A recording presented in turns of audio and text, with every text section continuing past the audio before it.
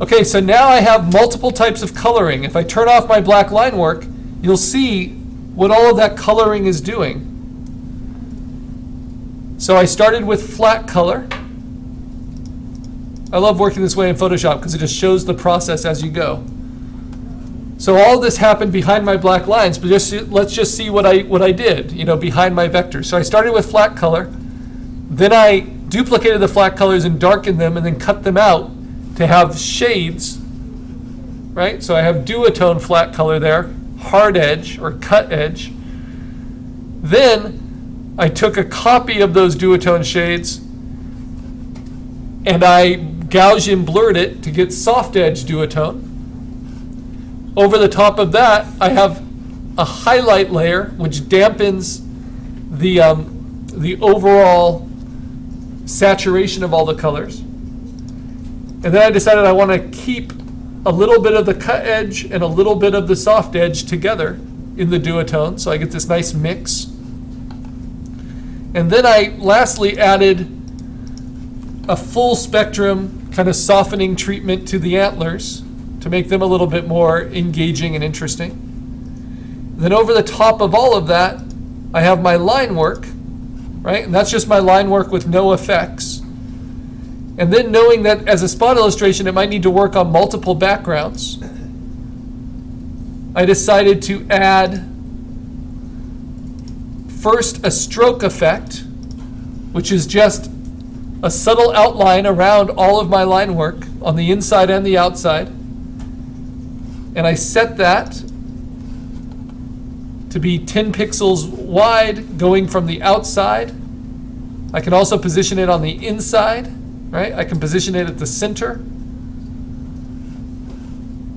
But outside is nice. It kind of preserves my original line work the best. I've set it to a blend mode of pin light, which allows other colors to kind of affect it, and I took its opacity down. I could take it down more.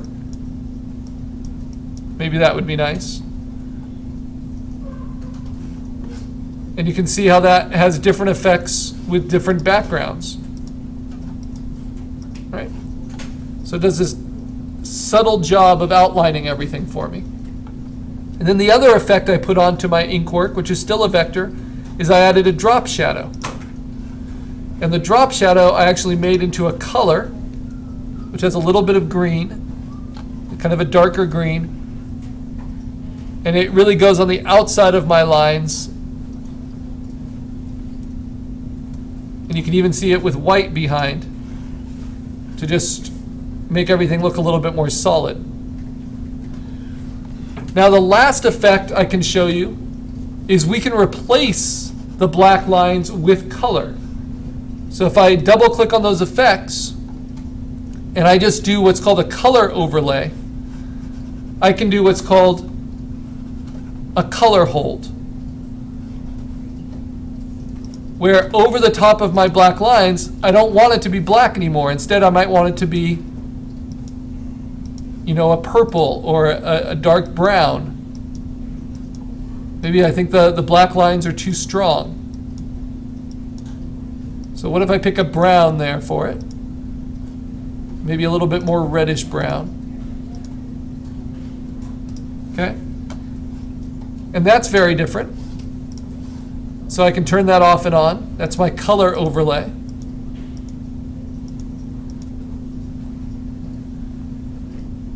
And that might work well for my sticker. And another, what's called a color hold effect, this goes over the top of your black lines, might be a gradient overlay.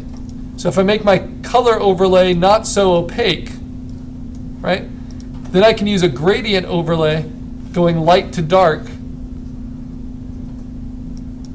And I can play with different scales of it, where it really looks like it's lightening as it goes up. I can reverse it so it's lighter on the bottom than the top, but you see how that's affecting the line work? And I can play with the opacity of that. So it's just very subtle.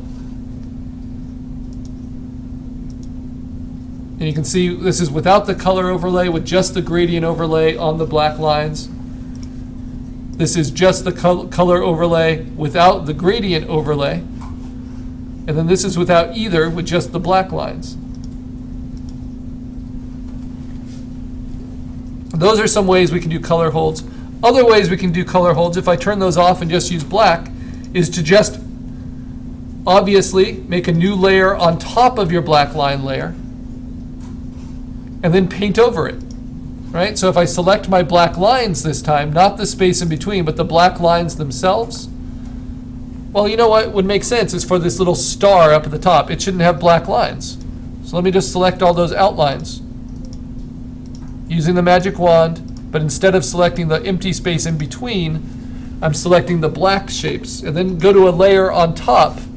And now I just want to paint those with a color. Maybe I steal a nice red. You see how this lion here, that is a color hold where the lion's outlines have been turned to red instead of black. So I can apply that here. I just paint that in.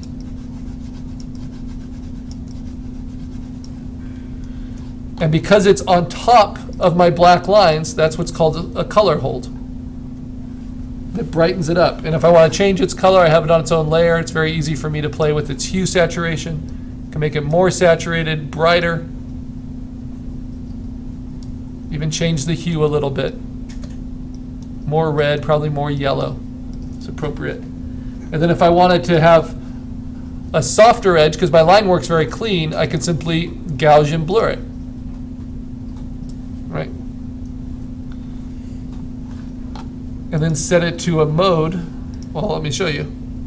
Duplicate it several times. Merge them together. Set it to a mode, like a screen mode. And you can see how that's affecting it.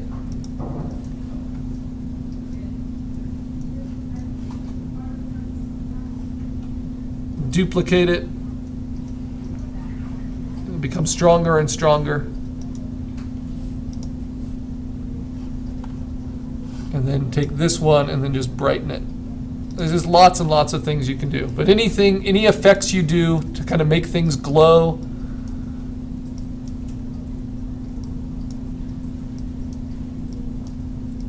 that's on top of the black line work, that is called a color hold.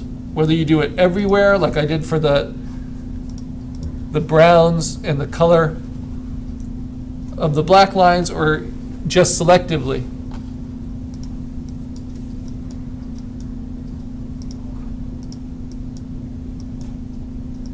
That's what we have. And I can erase away from that with a soft edge brush.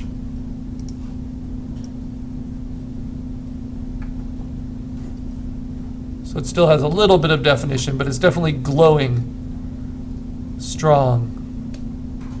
The star of the holidays. Glowing so strong that it affects the black lines. Now let's see what that looks like on different colors. So nice, now it's like almost like a stained glass window. You can even see the blue or the brown outlines kind of holding their own against the black, or on gray, glowing, or on white, glowing. And of course, I always tend to overdo things. So I might make a duplicate of my line work where I turn off those colors and then just take the opacity down a little bit. So I decide how much, but I still have the glowing stars. And ultimately, I want what would be a nice t-shirt design or a nice sticker.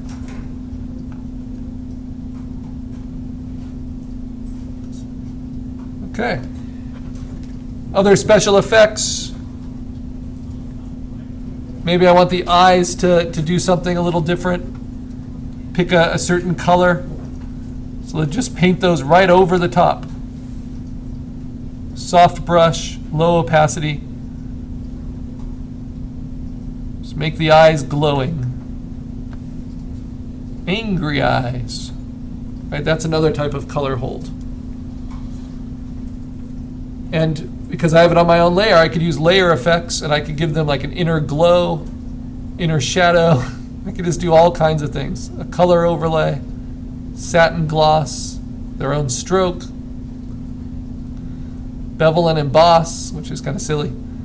Gradient overlay, pattern overlay, which is silly. Outer glow, so many things. I can Gaussian blur it. I can play with its hue. If I can't tell what color I want the eyes, I can adjust its hue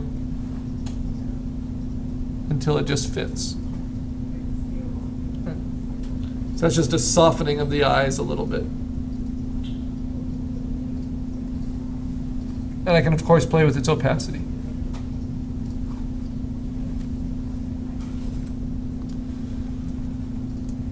All right, so if I'm all done with coloring, notice there's a lot going on. The one layer I don't need, and I have it marked red, that I don't want to have turned on, is the layer I use to fill in shapes, right? Just to do temporary closing of shapes. So I'm going to turn that off, make sure that's turned off. But every other layer, I can play with its opacity, its level. But before I save it, I want to turn off all the background layers. Say File, Save As, make sure it's a PSD, assignment 7. Okay, and now to turn it in, I want to save it as a PNG with the background turned off so I can really see how it works as a sticker. So Save As, PNG to the desktop. Command D, your shortcut to get it to the desktop.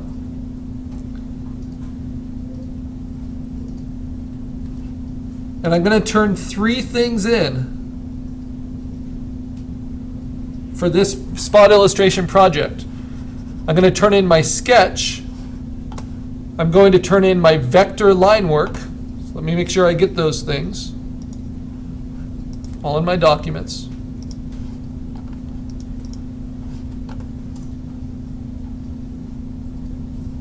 So let's see, where is my sketch? Just my pencil sketch.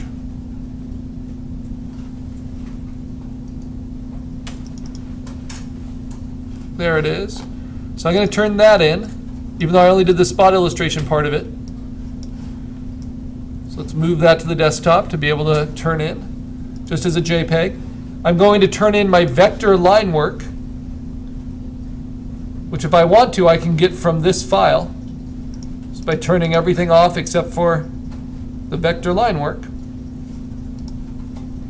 Turn off all the effects and turn off all the coloring. Right? And for your vector line work, I want you to save it as a JPEG so that we can see it, because it's just black lines. So we're going to save the vector line work as line work. And this is after it's been vectorized, so I can see the difference between your sketch, even if your sketch is inked, and your vector line work that you were working behind. So we'll save that to the desktop.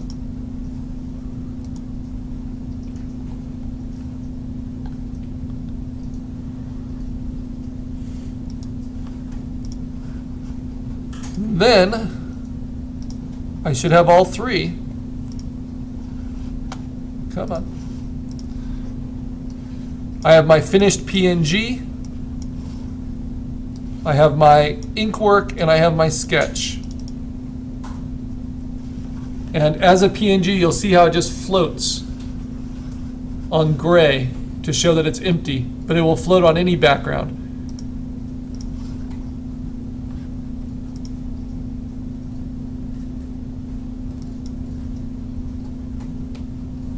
Make the shadows a little deeper.